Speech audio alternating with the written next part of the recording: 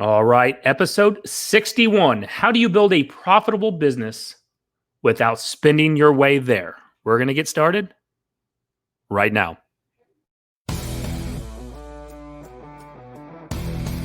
Welcome to the only real estate podcast worth listening to with your hosts Nick Good, Matt Kelderman, and Brian Force.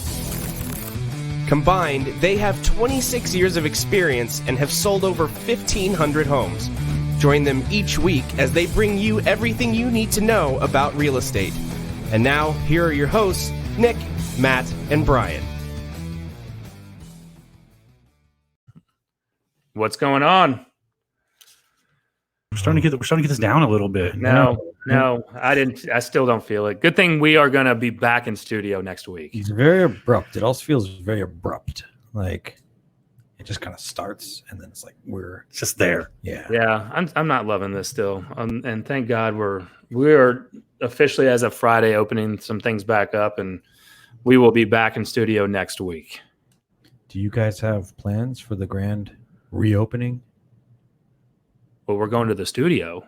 I thought that was Friday. I want to know what Nick's doing on Friday, because let me tell you something. Nick has this perverse disaster fantasy that he'd been talking about for the last 3 years that finally sort of came true, that he was all prepared for.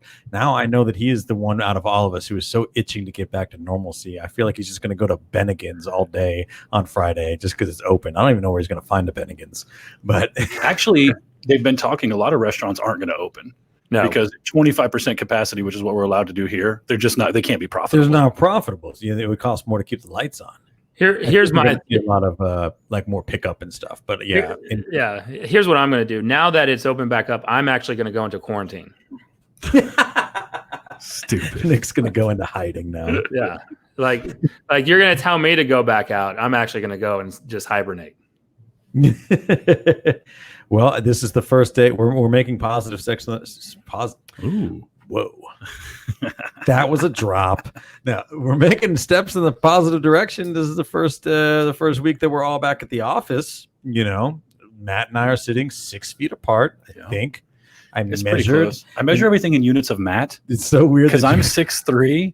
So I'm like, could I lay down in between the distance of us? If so, we're good. If you watch. I was just about to say my measurement thing. That's how in tune we are. If you watch one of our taco videos, you'll know how I measure stuff. So here, I mean, this, kind of this plays into today's episode, how to build a profitable business without spending your way there. I mean, a lot of this, and I'm sure we're over having the COVID talk. And, I've been talking to during this time, the benefit is I've been talking to a lot of team owners and seeing what they're doing and kind of getting insights into their business.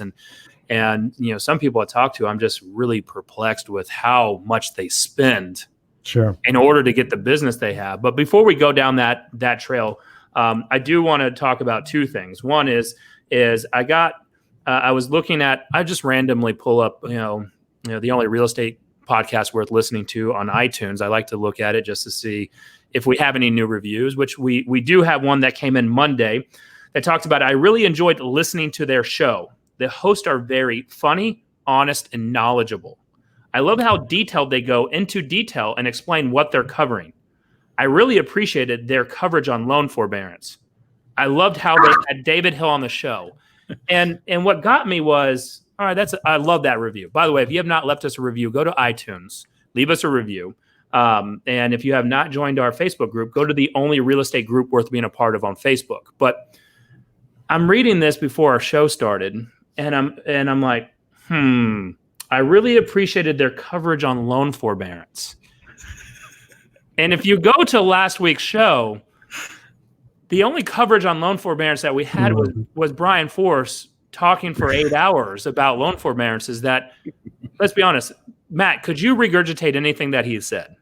No, but here's the thing is, in all fairness, two things. One, I get a lot more FaceTime with Brian than anybody else does. So I probably have had him explain it to me before. And secondarily, I didn't remember it then. I don't remember it now. And there's certain topics we cover on the show where I'm just like, cool, I can check out for 45 minutes. And loan forbearance, 100% was one of them. Let me tell y'all what y'all don't do. See, y'all don't see the genius of what I had to say because y'all talk to me all the time. You don't give our audience enough credit to think that they go back and watch my words again in slow motion so they can understand them the way that they're supposed to be heard. And I have faith that our audience does do that. I need to ask you a question, Brian. Did you write that review? That had to be you leaving that review. The one indicator that I did not write that review is I would never use the same word in a sentence twice. And he used details in a sentence twice. I love how detailed they go into detail. As a creative writing major, I would burst into flames if I published something. But we do appreciate that review. Oh yeah. We're not like, look, I'll be honest with you. Brian writes all the descriptions for our stuff too. And I went up straight and jacked one of our MLS descriptions for my real estate post the other day. If you look at any of my text messages, you know that I'm not the one. Like I don't even spell words because I don't even include them in there, right? My words just jump around because, I like to think that my brain moves faster than I type. And I think that I'm having a complete sentence in the conversation with you when in reality, I go back and read it. It's just jumbled words. So you know how many times I've sent text messages to client because I use my Siri, like my voice to text thing all the time. And I read it afterwards and I'm like, there's some unfortunate autocorrects in here. Yikes. Yeah. So I want to talk about, how are we building a profitable business without spending our way there? Because I know that you guys are very similar to our team, right? Where we have a lot of spending going out, but it's a frugal way of spending, right? I mean, the way that we generate leads, by the way, we are up over 34% in listings taken year to date, averaging over 15 listings taken a month, right? We are behind on our closed GCI volume goal compared to last year, but I do know that with the amount of listings that we're taking as we get back into opening back up and assuming that we don't have a massive COVID flare up over the next 2 weeks, as we get back into easing of standards or the restrictions, that Q3 and Q4 will just explode, right? Those are the expectations, at least. So I mean, there's definitely a pinch. Yeah, I think there's going to be a whole lot of activity on the other side. I think we've kind of all been saying that from the beginning, for sure. And it's played out, right? I mean, everything that we've talked about has actually played out to almost a T in terms of, we did experience a dip here in the and where we both operate out of Collin County, Denton County, Tarrant County, Dallas County.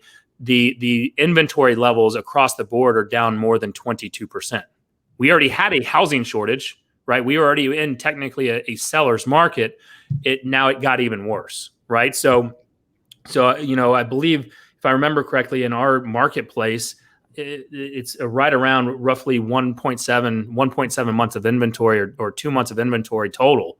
And that's down roughly about 22%. And my understanding is that's being echoed across the United States. Do you guys feel like in 30 days, because Brian and I, of course, we've been keeping an eye on the numbers and he posts them every morning, just the new listings that came in the past 7 days, the pendings and then the close. And right now, all those numbers across the board are almost identical. But we know that the closings are 30 days behind the listings, right? Sure. From a numbers standpoint.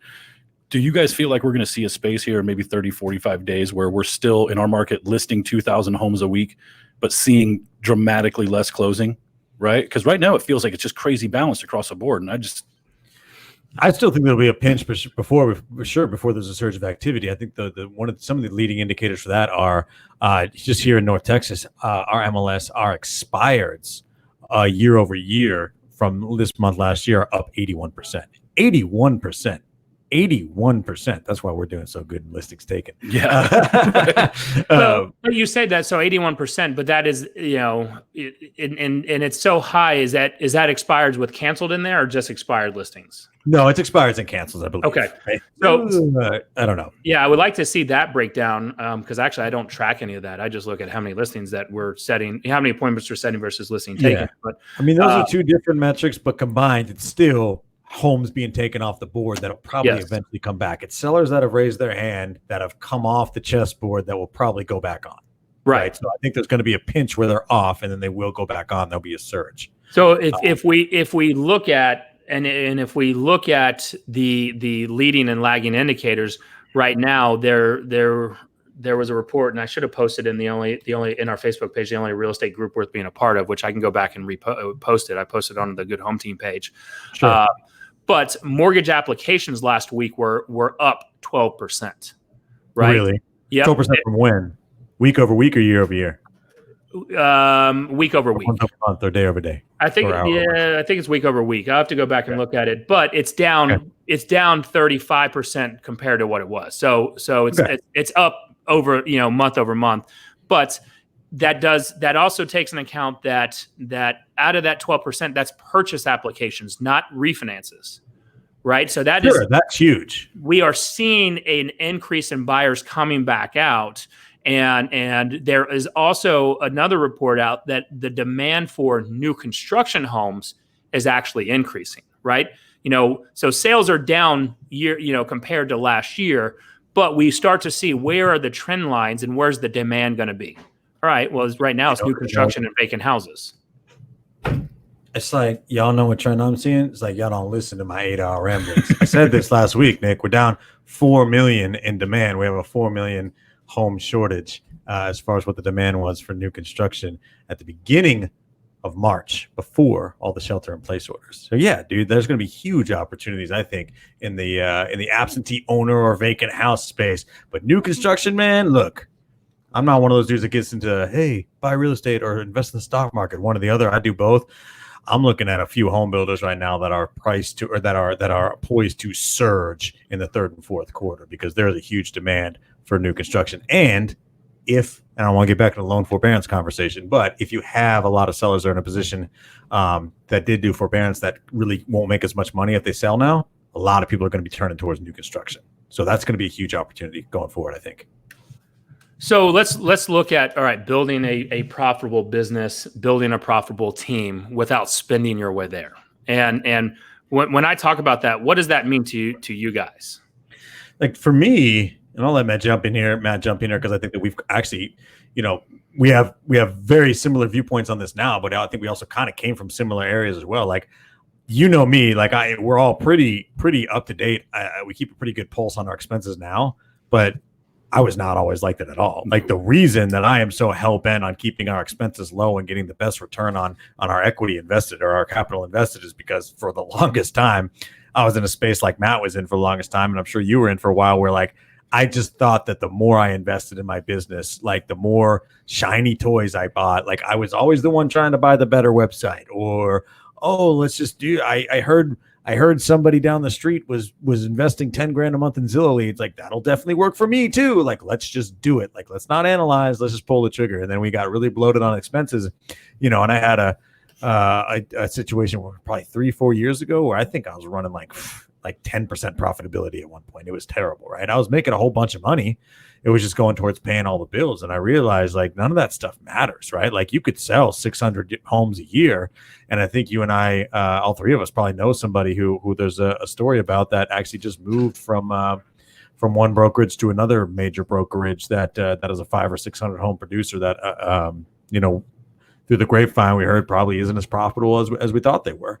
And, I've realized it kind of took our business taking off in the right direction and us hitting some of those numbers, just those kind of raw sales numbers. Like we're on pace to sell over 200 homes this year easily, right? And that sounds really, really cool. But it wasn't really until we kind of got up into that echelon that I realized like, this isn't fun if you're not profitable, right? And that's when we started to really, really, really dive into our expenses. And now we're realizing that, your return on capital is a lot lower on some of the things that we thought, than we thought, right? A lot of the shiny toys that really were just that my whole life, I thought that, we always call them shiny toys and don't get sucked into the shiny toys. But then I always did, like, until we started running a really tight P&L and selling a lot of houses, did we realize that there's a lot of stuff that we were wasting money on. And so I think that we take a lot more pride now in running an efficient business. And I think one of the things for me too, and Brian keeps a really tight eye on it for us, but some of the stuff that I've realized in our leadership journey is some of the stuff that Nick said when we were starting all this, right? Yeah. Like, one, not all teams are built the same and need the same systems to function. So I think just the idea that you can go copy somebody else's business model and execute it 100%. We've got a person in our office who essentially tries to run the same business as a highly profitable, like top 100 style team. and they just don't have the talent and the mentality to run a business like that. And they're trying to jump off from, like, this business has been established for 20 years and they're trying to run the same type of model. And I just don't think that works. And the other thing that Brian and I have had to have a hard lesson on prior to COVID and now in it is that just honestly, not all talent's created the same. Sure. You know, every single person does not deserve access to every single system and every single lead source. They just don't. Right. So like some of the profitability also comes with stop trying to give every single person a shiny diamond ring when some people should just get gold bands. Right. Like, honestly, I mean, there's just, you have to work your way into certain levels of automation, certain parts of leverage. And I now see why big, huge teams usually incentivize production with more leverage. Right. Because there's got to be money. There has to be, you have to lead with profits first. And I think that's something that I've probably taken away from this more than anything. That was big on our leadership journey. I sorry to cut you off, but that I think that's a point worth reiterating is I think a lot of leaders put too much stake or put too much emphasis on what their invested capital means to the people, to their partners and agents, meaning that I think that as people's teams grow, they just feel obligated to spend more and more money on them. Do not discount what your leadership, how valuable that is to people. I have found that on our leadership journey that what we are able to really dive in and jump into the trenches with people and coach them to do has been so much more valuable than just shit that we can spend money on.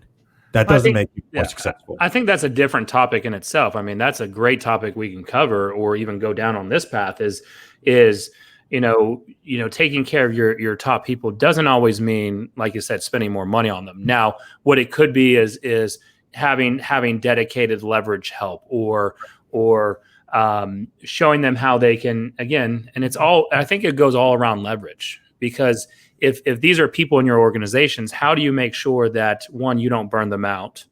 And two, that they see the opportunity to stay and grow with you. Sure. So I think that's a great conversation and something that we can even talk about on later shows. The way I look at this is building this profitable business is, a lot of these people I'm talking to that are doing, 2.5, 3, 4, 5 million in gross commission revenue. I see them dropping, $30,000, $40,000, $50,000 a month on Zillow or on radio. And I look at their cost to acquire these buyers or these sellers, and I start questioning. One, I question me as a business owner, saying, all right, am I not doing enough to spend enough money to get to that pinnacle? Right. Or am I running it the smarter way where we go after expireds and for sale owners and the cost to acquire those leads are at a lower scale because we're really paying for, Vulcan 7, Red X, and a dialer system. Sure. And these people that are doing it and wanting to spin their way there, are they taking the easy route and being okay at a lower profitability or even possibly losing money, but they just don't see it until it's too late? And I think this has been a problem in our industry forever, right? Like, I think coronavirus is exposing profitability in a way some of us haven't really had to deal with it before. But I've said on the show many times, I was shockingly broke when I was making the most money I've ever made in my entire life. And it was because there was no accountability around the finances. I think this is just really exposing real estate agents, because what now they have is they have a profitability problem and they have a production problem at the exact same time, because they can't get out and do anything, or at least maybe that's what they're telling themselves, or in some states they really can't. So now they can't even go in and keep that month-to-month situation together, and start hemorrhaging money really freaking quick. I mean, here's the thing, right? Like, this is, I don't know how to say this without sounding like a jerk in some ways, but look, if you're not financially responsible in your personal life, you're not going to run a financially responsible business. And I think that's something that's kind of plagued our industry. Is one, if you want to talk specifics, you're doing it in a way that is highly profitable, or has been highly profitable for you, Nick. I just got to pause for a second and tell everybody on Facebook Live and everything, there's a fight going on in our office right now. I'm not going to call out. What happened is our OC needed to leave the room. She crawled under the table to avoid making a stink during the podcast. Matt to blackmail her, just took like 10 pictures of her crawling under the table and is threatening to post them on social media. Here's the They're best, having an air argument next to me. the best part about it is the fact that I didn't even want to tell her because it was too funny that I wasn't even really on camera and it's only the person who's talking. So I just let her crawl back in the exact same way. Never would have even been on camera, and she didn't know that. But now it's so distracting because they're going. They're arguing with it. I'm trying to talk about profit and loss here. Right. Anyway, but no, like to one, you've been doing it in a highly profitable way, Nick, because of two things, right?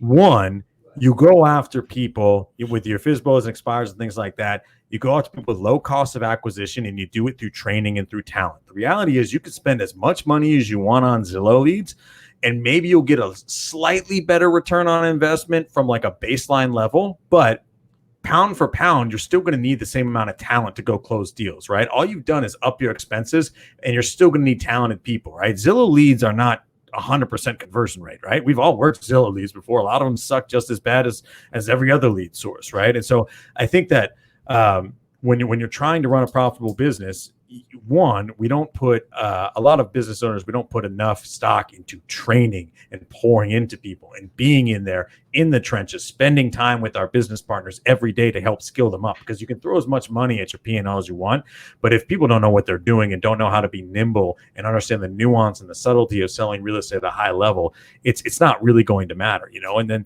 I think the other thing that has really shined through is, you know, not to be a jerk again. That's why I said I don't know how to say this without sounding like a jerk, but like the world is kind of shutting down around us a little bit for the past 45 days or so, and a lot of real estate agents, unfortunately, are going to get out of the business here because of just the financial loss that they've incurred. And you know, Matt Kelderman and Nick Good and Brian Forrest are going to be okay, you know, and that's let's talk about that though. Responsible too, you know what I mean? And so it sucks. I wish we were making more money this month than we were last month, but I can also survive for a very long time on the money that I have because I don't spend it like an idiot, and it also shows in our business too. But let's talk about that, because I mean, you know, if you're in a state that is not as you know, draconian, like look, Michigan, it's I was just talking to an agent today, and I mean, he has mentioned, and actually I know this agent really, really well, and the only way that they can go and look at houses to talk about listing them, right, is if they as the principal are under contract. Meaning, if you called me up to list your home, Brian, and I needed to come out there to look at it, I'm going to write a contract. Okay. Right. So now I can go into your home and look at it because I'm under contract on the house. It can only be people that are under contract. So they're like writing dummy contracts? Yep. That's funny. Right. So they found workarounds. This person's business is down 50%. Right. So now the crazy thing is that even in states that are in complete shutdown like that, people are still selling and buying houses. Being solutions oriented, dude. Our Wisconsin location, and look, Wisconsin maybe is not as getting a hit as bad as maybe North Texas. We're kind of a major metropolitan area, and we've had a lot of stuff going on. But dude, our Wisconsin locations put up 30 deals this month. Man, they're just it's insane. So, and they're experiencing a lot of the same stuff we are. They're finding solutions. And I think there's another one too, like our Vermont location, who actually, with their proximity to New York, they were completely locked down. Yeah. And I think they still managed to pen 8 or 10 deals this month. And they had a very similar to Michigan. They can't go anywhere. Yeah. So when you look at it, like there is, when problems like this, when you talk about agents getting out of the business, is it because that there was a problem that they were facing that they didn't not find a solution to it? These are hard conversations to have without sounding like you're sitting on your high horse, right? But here's the deal. COVID-19 for real estate agents is no different than shattering your leg stepping off a curb at the grocery store accidentally. Things happen in life, right? If I make a living driving around and showing houses or going on listing appointments, and I for some reason, God forbid, I get in a car wreck or something and I can't work for 3 months, and my business completely goes down. Like, that's the same thing as if I have to deal with coronavirus, right? You know, a lot of it is, you know, one, either people dive into the business without a lot of savings, or people do exactly what I did my first year, and they make $100,000 as a 23-year-old kid, and they spend it all, and they have absolutely fucking nothing to show for it, right? And the only reason that I can beat up on people now is because I was that person, right? It's not like I've always been like that. I had to learn a lot of stupid, hard lessons along the way, to get to be able to survive something like this now. So this is not to be insensitive to people. I just, as a whole, this is not the real estate industry specifically. It is a lot of agents are going to be struggling to grow a profitable business, whether it is coronavirus, whether it is anything, because there will always be some force competing against you to be more and more profitable, right? And I think that just as a whole, pandemics aside, I think that as an industry, we have a big problem with running our businesses with an eye on our P&L, right? And I think that that's something that over the long haul has made us all a lot more savvy business owners and just a lot more aware in our personal and professional lives as far as it comes to money and stuff. The other thing I think you can do in this too, like really what your responsibility as a real estate agent is, and your responsibility to your business, whether you run a team or it's just you, is to get really, really honest with yourself about what you're spending money on. There are certain things that if you come to Brian and I in January when we just pended 20 deals, and told us that we were going to have to cut some of the things that we cut, or not have to, but that it might be beneficial to cut some of those things, I probably have been like, no, there's really no way we can not have that. Like, we need to have that for X, Y, and Z. And what it's really done is allowed us to take a really hard look at our expenses and really try and get a better understanding, of what we need to. And also taking the time, there's probably a lot of agents who didn't go out there and sign up for the PPE thing, right? Like, there were things that were given to you too that I think we have to take into account for our business as well. Now, we're fortunate enough to have had somebody who was taking care of some of that for us, and we're able to apply it to our business. But there's a lot of opportunity out there, I think, for real estate agents to just have honest conversations with themselves right now. And that's what I think should come out of coronavirus more than anything else. Yeah. Right. And I agree with you. Right. I was having a conversation with Elizabeth today about this. Right. I mean, one is actually I have a feeling I'm actually enjoying, which I never thought. I still like coming in the office, obviously, I actually love being back in today. But I've been more productive. I couldn't wait to get back in here. I like having our team meetings via Zoom. I actually prefer that. And then I actually prefer giving the option, which I never thought I would be open to this, is giving the option to people working from home. Yeah. Brian and I talked about that today. I will say the work from home option probably is reserved. And again, coronavirus has been a really nice test drive of working from home that we didn't really think we wanted. We've actually seen everybody work from home, and we've seen who can handle it and who can't. Yeah. I mean, I'll tell you, I could handle it, but I would much, much rather be here. Yeah, for sure. Right. So, and to get granular on this, I want to hear, are you shifting any of your lead sources, right? In order to keep staying in that profitability level, right? Yeah. Are you seeing a need to shift where your lead flow is, or were you set up similar to us, right? I'm asking a Brian Force style question, so bear with me. Or you set up like us to where we actually did not have to shift lead flow because we've been prepared for this style, not a complete shutdown, but we've been a recession style team since 2009, meaning we're blue collar style. We're just going to pound the phones, call and text message, and follow up until we get the appointment. I mean, here's the thing is, I'll answer it for me as a real estate agent who's doing this kind of stuff, right? Is like, I'm not a prospecting based agent, right? Like my business is a lot of referral based. And of course I prospect in cold internet leads, but I'm just not technically just calling people all the time. I've really put a lot more, and this is kind of coming from what you and Elizabeth have done. I put in a lot more stock in the just listed and just sold side of our business too, right? That's not something I've ever really focused on with my listings, to go out and try and get more listings. And I'm hoping it pays off in the long term, because it's not something that's ever been a part. So I've definitely pivoted. I've also taken more expired listings than I typically do as well. So that's, some lead sources are way up.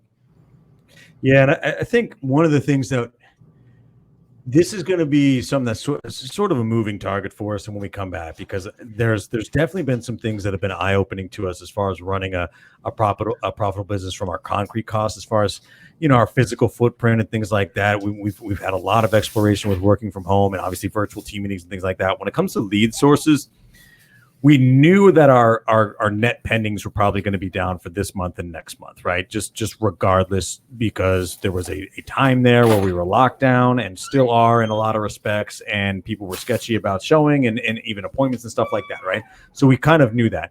Now we have to unravel the puzzle here, and when we come back and go, was our decline in net pendings due solely to kind of shelter in place and sketchiness in the marketplace and market sentiment, or was it exacerbated by the fact that we invested less in our lead generation and our marketing for those 2 months as well, and kind of see how that goes? What I will say is that our pendings have still been good enough this month that I think that we were probably overspending on leads going into this, because our team has shown with just raw talent and effort what we've been capable of doing, even at times when some of the counties we work, it was illegal to even show homes, right? And we still were able to put up, 13 pendings this month, which is pretty good. So I think it's going to be a feeling out process, but I will tell you that I have learned, no matter how much we bring back as far as marketing and lead gen, I think that we were overspending before. I agree with you. I agree. I'm going to still go and tell everyone, like, actually, I did not decrease any of my spend. In fact, my spend went up on testing out ideas, because we did have the reserves in place that I knew that if it was going into the worse off direction, that I could quickly cut and still be fine. But I wanted to go into testing mode and have that money for tests, right? Because when you start cutting, you still want to keep the money, a certain amount of money that is bringing in the leads that are working, like your expires and everything else.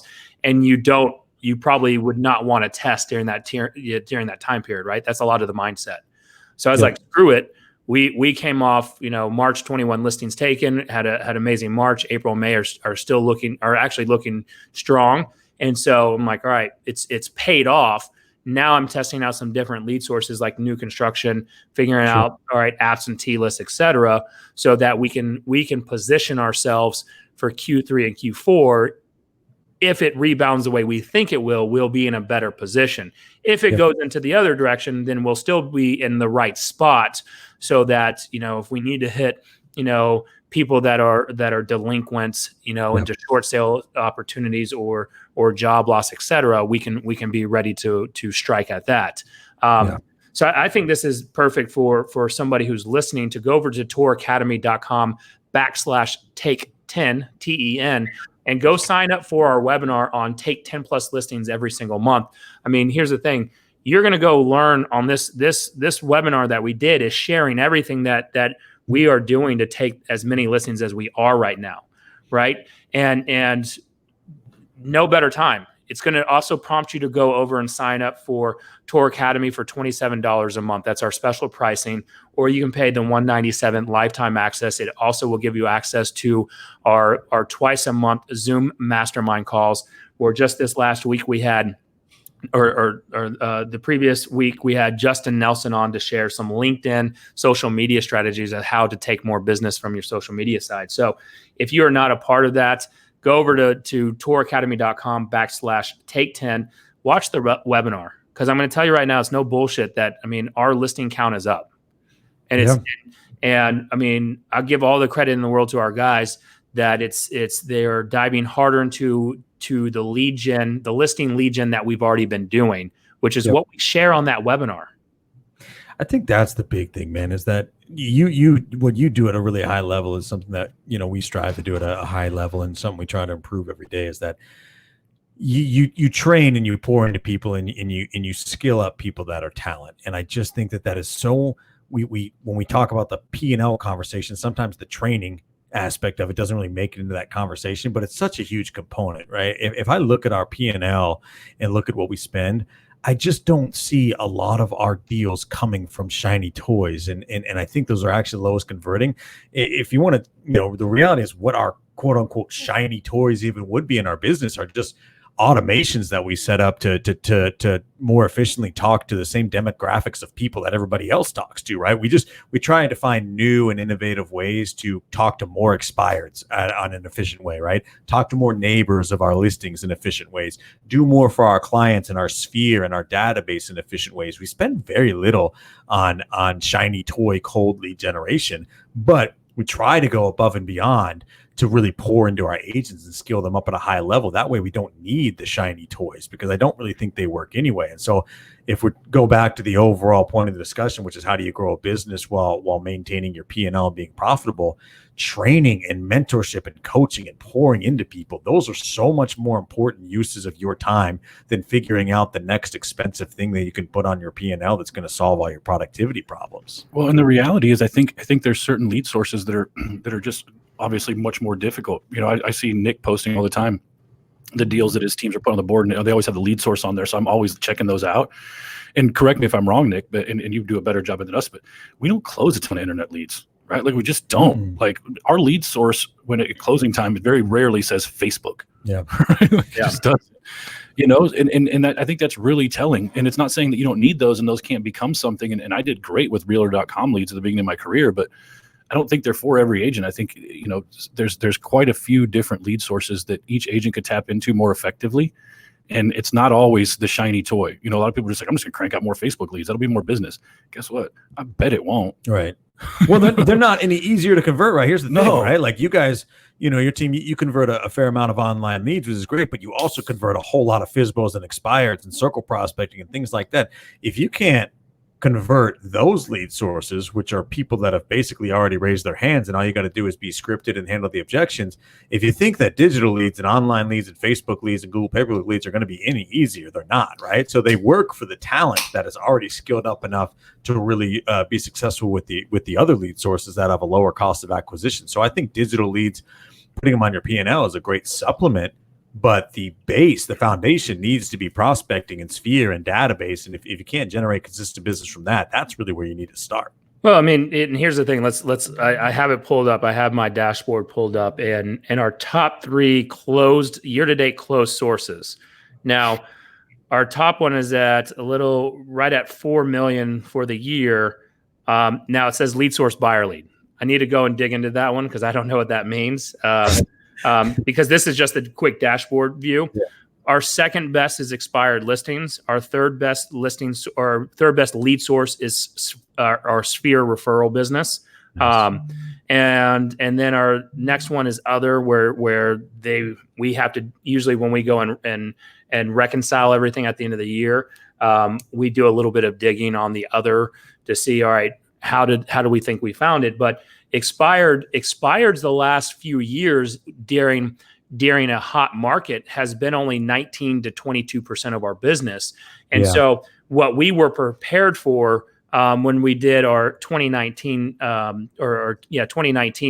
business planning clinic is we were actually prepared that expired listings were going to go back up and be where we typically saw it, where it was like, probably 30 to 33% of our business. And right now it's our second best, closed lead source. And that's only going to get better. Now, one of them in here it's not showing. I bet you that's what the other is probably the ZBuyer lead sources that we have. And then Facebook, right? So we have, I was not on the Facebook. If we go back and listen, if we had somebody to go back and listen to all these shows and pick what I said last year, right? I was not on the Facebook train. In fact, I was saying like, we were about to pull our money from it. And we dove in and changed. What we did is we didn't change anything on Facebook. We changed our message when we were calling the leads. Yeah. And that's what I was going to say. As a prospecting based team like you guys are, I do think those types of pivots are perfect to all of a sudden up conversion, because it's not a matter of getting buy-in from the agents that these leads over time will convert, right? It's a matter of, do you have the mentality to follow up with them and do whatever it takes, right? Changing your message, pivoting, staying really nimble inside the conversation in order to convert these people. Yeah, right? and I'll be honest with you, like when we were doing this, and again, this stays on topic of how to build a profitable business without spending your way there, because in order to get business, your message has to match what the market was wanting. And I'll be completely transparent that as my training got a little lax with my agents while the market was strong, our training again is now getting refined and better during this time. But when we have these Facebook leads coming in and they were asking about the foreclosures when there was really no foreclosures, we weren't giving them what they were, or even acknowledging what they inquired about. So Matt, if you're calling me about an Instapot, if you inquire online about your Instapot cooker that you just bought, that I'm seeing you post all over the place with, but you had inquired on Facebook about one, and I'm calling you and bring up something else, like I'm going to try to sell you a grill. Yeah, I mean that doesn't matter. Yeah, you're going to tune out. You're going to be like, this is bullshit. I'm going to go find someone who's going to give me what I'm looking for, or at least send me pictures of sexy Instapots. Right. Yeah. You should just start sending pictures of shitty houses to people when they inquire about foreclosures. Just be like, here's one. Well, again, a little script that we do, we just change the message. Like when we call people and look, people, you can go look at our Facebook ads, like everything's on, you can go see everything we're running. It's all transparent. But there's people on that post in the comment section like, I signed up, but don't call me. I don't want to call. I just want the foreclosure list. But we still call them anyway and just say, look, before I send this over, Matt, like tell me first off, what areas are you looking in? Because Dallas Fort Worth is large. Yeah. So is there a preferred city that you want us to send you this list in? Oh, by the way, are you wanting to buy this foreclosure to live in or for an investment? Right. I'm going to pick, like, I'm going to put you in a category of, all right, is this person an owner occupant buyer or is this an investor buyer? Yeah.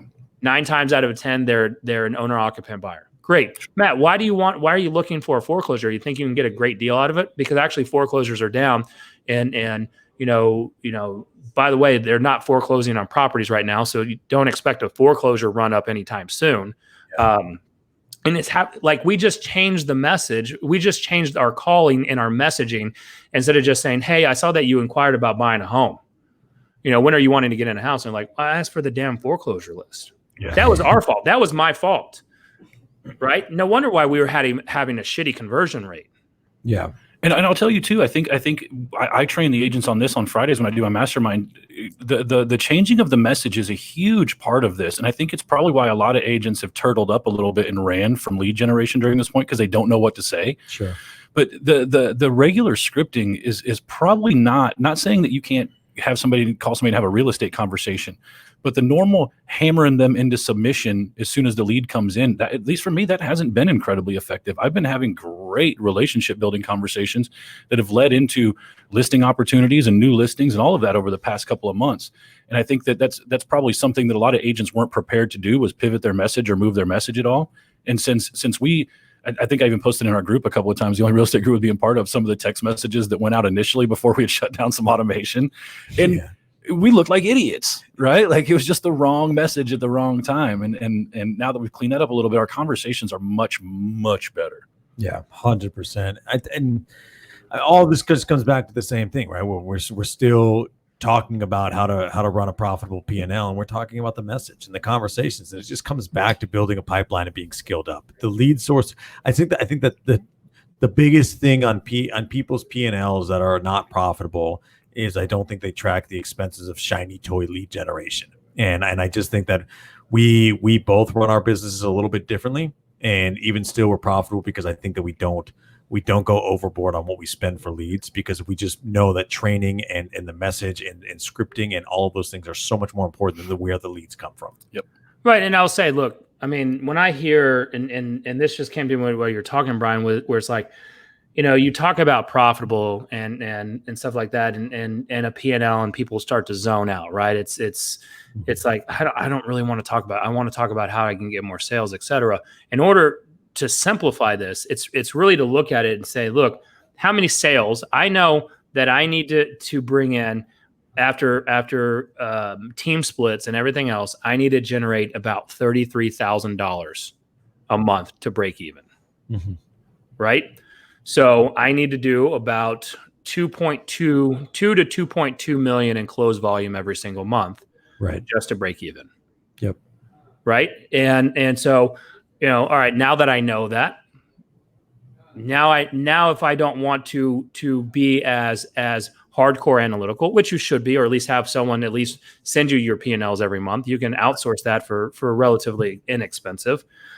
But at least keep an eye on where your closed volume is and what you have pending, and track that and say, all right, if I know that I want to make $100,000 and I need to close, $500,000 a month, and you're closing only one deal at $250,000 a month, well, you're not on track. Yeah, exactly. Well, and bottom line, had we named this video "Lead Generation: How to Put More Money in Your Pocket," right? That we'd have people out of the nose, and that's really what we've been talking about, right? Like, we've been talking about more ways to keep money in your pocket, right? Whether you go and close another deal and make $3 or $4 or $6 grand, or you figure out a way to save $3 or $4 or $6 grand over the course of a year, it's the same thing, right? We're trying to figure out how to put more money and keep more money in our pockets and running our business in an efficient way, which, candidly, I've been terrible at my entire freaking career. Yeah, and look, who likes to save money? It's not fun, right? Right. But who likes to make money? I know I do. Yeah. Right. So again, it's don't look at it from a savings perspective. Look at generating money. Yes. And cutting expenses, cutting that dead weight is something that, look, is it generating you money or is it costing you money at the end of the day? It's so simple to have that. And then I would recommend on a P&L is set aside a test budget for the shiny objects. Because I fall in line. I love shiny objects, but I also don't go away from what's made us money. In fact, I just wrote down right now, Brian, you talked about getting more, you hit the expireds more efficiently than what we do. Right. And I said, how do we get more efficient on our lead sources that we're converting at a higher level, including expired listings? Right. We call them and it still works. We generate, we've generated, over 6 figures in revenue already just from expired listings year to date. And it's April 29th. Nice. Right. And so, but I only do it by calling. I don't do anything else for that lead source. That's training, though. You train your agents to do the same thing. That's huge. Yeah. So what if I'm uploading the expired, because a lot of these, again, we need to work out that deal with RedX, so we can start getting paid on pushing this product out. But I do know that RedX and Vulcan 7, some of these others, that you pull that expired list, it will give you, it also pulls what they believe is their right email address. Upload that into a custom audience and start running Facebook ads, cheaper Facebook ads for that because it's a custom audience, and see if you can get in front of them that way. Drop some postcards, right? Those ads murder. Those the layered marketing, layered marketing with which multi-channel. That's such a good idea. You've done it though in the past? Has it worked? We backed. I mean, it works absolutely, 100%, dude. I mean, it's analytical, and it's one of those things that I can obsess about for hours and hours and hours a day. So I try to steer away from it for the last few months, just being so obsessed with it. And then obviously with the last 45 days or so, we've shut down pretty much everything digital, which you've kind of actually upped in your budget. But dude, I mean, in a normal market, it 100% works. Any way that you can get in front of people through different mediums, your coverage is going to be bigger. Your conversion is going to be bigger too. By the way, I guarantee too, Nick, right? Like your team attacks expireds every day, and it's typically we attack them through different mediums. And I guarantee you're talking to some of the same people, but also a completely different set of people, and me as well, right? I had a guy the other day bitch me out for like 5 text messages because he thought text messaging him was lazy. I have other people who are like, I really appreciate this approach, right? Like, so you're going to get a different group of people on the phone as well that'll never respond to me, and vice versa, just because of our approach and to the same lead source. You should respond back and be like, would you rather me just come knock on your door at 8 a.m. every morning? I responded. I had a lady today. I was feeling a little froggy this morning, and she responded to the text message. She's like, "Don't text me." And then 10 minutes later, she was like, "How's the real estate market?" So I responded back, "Do you want me to not text you, or do you want me to answer that question?" Is this a trap? Which was a total dick move. The reality is, a professional would have just told her about the real estate market and ignored her first text message. A professional, because her response after was, "Do you want me to answer that question, or do you want me to not text you?" Was, "Don't text me." And so I blocked her number and left her alone. But you should have then you should have answered the question though. After that second, don't text me. I get that sometimes, man. I get that little moment of fire in me where I just don't have like that like mature brain shut off, where it's like, bro, just shut up. This is business. And then I'm just like, you know what? Screw you. Forget emotional. Let's say something smart ass. This is the hill I'm dying on today. The adolescent teen comes out where it's just like the little anger, that uncontrollable urge. You want to be mean to my text message you didn't ask for? I'll get you, you son of a bitch. Something that came up though, that when you were talking, Brian. So Brian, shameless plug. You were talking about, before COVID, you were having success uploading the expired emails into running Facebook ads to them.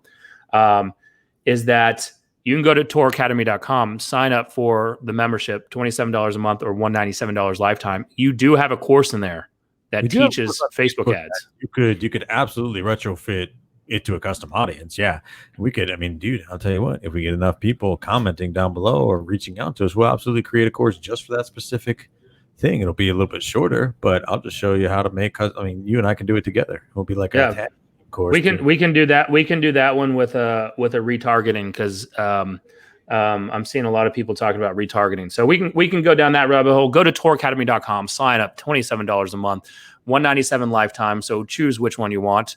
And that way we can see you on the next mastermind call, which would be next Monday. If you're watching this live, if you're listening to the replay, whenever you are, we host our Tour Academy mastermind calls twice a month on Mondays.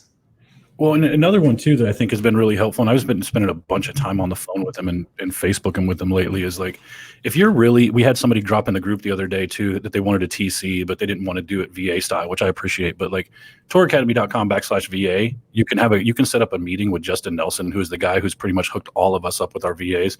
And we talk about profitability. It also comes with learning how to spend money a little bit more effectively as well. My VA right now costs me $3 an hour. $3 an hour, right? And essentially to do so much, the stuff that I'm having him do, and what we're able, and I was talking to Elizabeth on the phone the other day about how she's using her VA. We both realized we need to probably implement some more stuff. But either way, like, profitability just isn't about cutting stuff. It's also about like effectively using leverage to get yourself more business too. Mm-hmm. And I will say, like, look, there's a couple of things we plug on the show. It's ourselves and the classes we teach, because we always think they're badass, and Justin Nelson's VA thing. Yeah, man. I mean, honestly, like, it's just, those are the only two things you're going to hear us really touting really hard. And it's badass, and it's made a big difference. And I think for the agents who are thriving in this, and their business is going to grow on the other side of that, just like we tell buyers, it's not a bad time to go talk to a lender 6 months out because you might have some pings and dings on your credit that need to be looked at. This is the same thing. Some of this leverage might be good for you to take a look at and start pricing out and figuring out a way to get there. Because if you are kicking ass during this and building a business, you're going to come out the other side of this needing some leverage. And Justin knows what he's doing with the VA stuff. So I just put that in there too. Well, I will say, this is no one else. If you're listening live, listen to the replay, you can, zone out for a second. This is just for Matt and Brian, because no one else needs to hear this, is that Justin's LinkedIn shit is killing it. So if we get enough interest in that, we can run a webinar to promote that out, because this is, again, these aren't shiny object. This is tried and true methods. I've been running it for 2 months now, having success with it. Week. I'm excited about it too. Yeah. So I do know of other people that are having success in other states with it, and so everything that is being promoted through us from Tour is not some bullshit stuff that doesn't work. Right? We're not doing that. It's tried and true that actually works in our businesses. So one last thing before we go, because next week we will be back in studio. I do want to read one more review that I got today. Right, he texted me on it, so I asked him to leave it on iTunes. So if you haven't left us a review on iTunes, please go over to the Only Real Estate Podcast worth listening to on iTunes. Leave us a review. He's like, "Hey Nick, I won't leave his name, unless he puts his name on there. We can talk about it later. Just wanted to reach out and tell you how much I appreciate your podcast and marketing. I've learned a lot from your leadership style. You do a great job, so I wanted to acknowledge that, give you some encouragement, and let you know it's helpful. Keep it up. P.S. Brian's questions are the best." No, he didn't say that. I put that in there. Man. And shout out Mr. Clark there too, man, for giving us some love on the Gold Nuggets. We appreciate it. For sure. Sometimes we think the words are just going into the abyss, so it's nice to know that people's business being helped from it. You know what I'm really excited about being back in studio. One is we haven't seen each other in person in how long? You haven't seen it. It's been 2 months. Y'all don't come on any of my camping trips I invite you on. That's why. Have you gone at? Here's the thing: have you actually gone on any of those camping trips? I went to White Rock He went and Lake. chilled at White Rock the other day. That's like 30 minutes from my house. That's basically camping. I assume right. more than 10. If I can't walk back to my house, I'm officially camping. So all we got to do is go drop Brian off a middle of tollway somewhere. Yes, yes. But I'm excited to be back in the studio with you guys, to see you get back to somewhat of our normal routine. Sure. And I'm also excited that I need to jump on y'all show because I want to hear your thoughts on this baseball shit. Oh, Yeah, actually, you know what? That's the other thing too, is Brian and I are gonna be able to start kicking off all of our content again because we have pretty much taken these 7 weeks off from all the taco stuff for obvious reasons. sure. But it is time to start getting LSBA and some other stuff running back. We're gonna Yeah. do it. I'm gonna jump on. Whenever I want to hear your thoughts on baseball because it's again we're gonna lose some viewers on this right now, but I mean they're going to what a West, Central, and East style grouping, and A million different things. Yeah, but I heard like Looks like they're gonna get it in. they're gonna at least 100 games. I'm gonna go to. It'll be every one of 100 them. degrees for every one of those mothers. I'm gonna go to 100 baseball games. yeah, but it's indoor stadium now, so it doesn't matter. They got air conditioning. Oh, see, here's the other thing that got completely lost Mhm. in this whole thing is I forgot the Rangers got a whole new stadium. Globe Right. Life. That's right. So, all right, guys. I know that we're past time on this. So, this is what I was thinking. Next week, Brian's billionaire idea comes back. Oh, it does. It does. I've had a lot of stuff rattling around in here for the last 7 weeks. It's all those heard- camping trips. It's I can only probably really do about 1% of them on the air. If left to my own devices and locked in my house for a month and a half, some pretty dark billionaire ideas. All right, fellas. Yeah, man. Darian Clark, awesome, man. I'm Appreciate glad it, you're man. loving the show, and thanks for signing up, bro. We'll see you on our next mastermind. Make sure to pop on there so we get to introduce ourselves in person, buddy. Oh yeah, man. All right. Derek. Take us out.